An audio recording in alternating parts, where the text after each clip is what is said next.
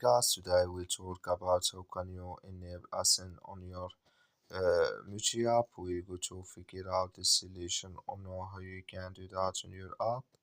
So you just follow this ways, then it's going to work with you. So all you have to do, you just go down here, click here on me down here, and just click here on me. It's going to take you to next step here. It's going to show for you like this. Then all you have to do, you just click here on general here.